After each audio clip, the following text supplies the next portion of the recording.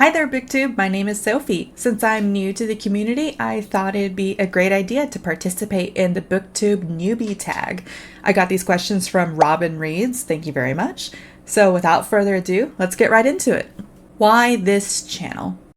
I've been on the internet for a hot while, posting fanfic, posting art, but I've always wanted to do more, to present more of myself. So this isn't my first video, that would be the Akatar video that I will link below, but in making it, I realized that I do have unique perspectives and that it was actually really fun to edit clips together and make a concrete point and to really analyze the media that I was discussing. One thing I've learned as a creator of different types, such as, art, writing, coding, game design, you have to love the process. You can't just love the final product. You have to love the bare bones, the doing the not so sexy bits of planning and researching. And I found that love of the process in making videos. So I like to edit, I like to make the goofy videos too, and I liked writing a script, so I think the only thing that I can do is continue to do that. What are some fun and unique things you can bring to BookTube? I have a really wide range of taste in media, and I consume everything, movies to television to comic books and video games, and as such, I make unique connections that offer a different perspective. For example, in my Akatar video, I drew from video game characters in order to make a point about the writing. When a friend of mine was writing fanfic and said to me, hey, I'm having a hard time writing this character that is very godlike, and they're having the detachment from their humanity. I'm kind of struggling of how to conceptualize that. And I said, oh, I think you should probably look up Dr. Manhattan from Watchmen. And even though I knew she wasn't a comic book nerd or even really read comics in the first place, she did tell me that reading up about his struggle with losing his humanity did help her dilemma. Another thing is that I am at my core a creator and a teacher, which is why this channel is called Writing with Sophie and not reading, even though both obviously go hand in hand. I really hope to make videos that are fun and can teach. For example, fantasy RPG is my favorite genre of video game, and thus I've actually picked up a lot about what good world building is, what balanced magic looks like, etc., etc. I'm also an artist, so I use that skill in designing my characters and really owning their visuals that I can translate into paper. Finally, I hope to encourage media literacy and perhaps even give my viewers an opportunity to pick up something new, like, oh, that comic actually sounds kind of interesting, maybe I'll go check that out. Or, I'm not really into video games, but that one kind of piques my interest, so maybe I'll just pick it up. That sort of thing. What are you most excited for about this new channel? Honestly, I get really excited talking about tropes and narrative analysis because those two things are just my jam. I love talking about characters. I love talking about their arcs. Oh, a good downfall arc, a good corruption arc, or a good redemption arc. Just anything that just makes it interesting. One philosophy I follow, and you'll definitely see probably a lot in this channel, is that I don't think there's such thing as morality, good or bad characters, only interesting and not interesting. I definitely follow that. I also love talking about tropes, when they work, when they don't work, just really getting into the nitty gritty of the artists and writers toolbox when it comes to those tropes. And of course, I'm excited at the prospect of forming a community to share opinions and discussions. Various perspectives are key to owning any kind of craft. So that kind of report is priceless. Why do you love reading? I've always been a daydreamer with a hyperactive imagination. Now that I've learned how to get back into reading, I do it differently than I used to. Also, as a writer, reading good books inspires me, and I tend to write down or sticky note any line or phrase that sticks out to me so I can better own my writing process or my writing style. And in a different fashion, reading bad books is fun because you get to laugh and shake your head and realize, okay, when I read I'm not going to do this because obviously this did not execute well. My favorite thing is to screenshot a passage and make some stupid joke about it to my friend. What book or series got you into reading? I'll get more into this a little bit later because obviously I've read many books before that, but I was very much in a reading depression up until a few years ago when my friend suggested that I read the Cruel Prince trilogy. I ended up enjoying it more than I thought I would, and even though it definitely has its, juvenile tropes and aspects I didn't love, it showed me that books were fun and they were worth getting back into. I'm very thankful for that. What questions would you ask your favorite booktubers? Now would be a good time, I think, to shout out some of my favorites. Reads with Rachel is who primarily inspired me to start making these videos, and I just really appreciate her insight. I also just think she's funny.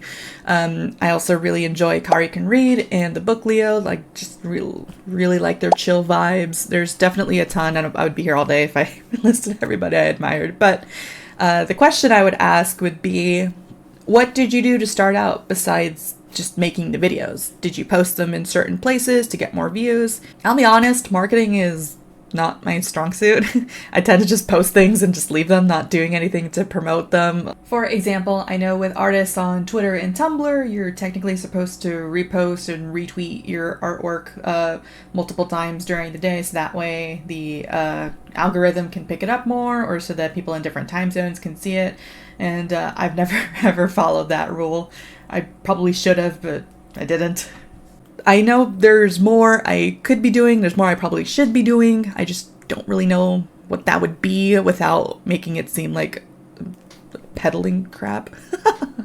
So if there's a community to post these sort of videos, or to be like, hey, I did something of this, if that's interesting to you, check it out, that'd be great to know. What challenges do you think starting a booktube will be the hardest to overcome? Oh boy, definitely trying to create content on a consistent schedule.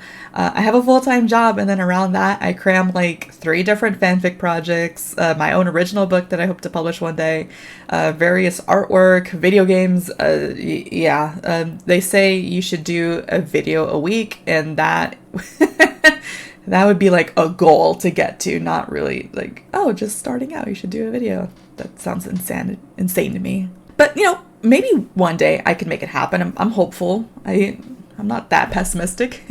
Probably the opposite. I absolutely have enough ideas and content in my head to fill a whole channel. That's definitely not an issue. It's definitely the time management that will be the challenge. When did you start reading? So obviously, like everybody else, I've been kind of reading since grade school. They push all these books upon you. I've always had a high reading level, yada, yada, yada. But reading in school was absolute agony for me. I hated it so much. And even though I could have taken classes like AP Lit, I refused because I just disliked it so much. And I know that sounds really controversial, so just hear me out. And then my degree in college was computer science. So I focused more on mathematics and science. I only took 1 or 2 English courses because I had to, and then didn't really read beyond that. More time passes, I've graduated, I get my job, and finally I actually have some free time that's not spent studying. It takes a few years, but then my friend, as I mentioned earlier, gives me the Cruel Prince. She says, you should probably read this. It probably would get you back into reading. And I said, okay, fine. I decided to instead read it on an ebook and realized that reading electronically works much better for me than reading physically. So I know, again, a really hot take. But hey, I'm an advocate of if it works for you, you got to do what you got to do. It's better to read on your phone, on an e-reader. It's better to just be reading plain, be reading as opposed to just not reading at all. Where do you read? As I mentioned previously, I read primarily on my phone. I have a local library card, which support your local library, and the Libby app, so I do about 99% of my reading through renting ebooks.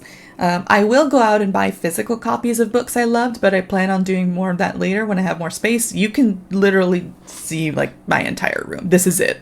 I do not have room for a bookcase right now, as much as I really want one to, kind of fill with all the books that I have, but this is it, fam. Since I read on my phone, it means I can read anywhere, and I do. I'll read on planes, in the car if I'm not driving, breaks in between work, and I love it. I love being able to turn off my light, crawl into bed, read some bedtime chapters before going to sleep, and there's no need to hassle with a light or a bookmark or just It really makes it easy. I also sort of suffer from this psychology of if I have a physical book in my hand and I see how much is left in the chapter or how much in the book, I get discouraged. Like, I'll be reading, I'm like, okay, how many pages are left? Oh man, I have to read like 5 more pages to end the chapter. Okay, fine.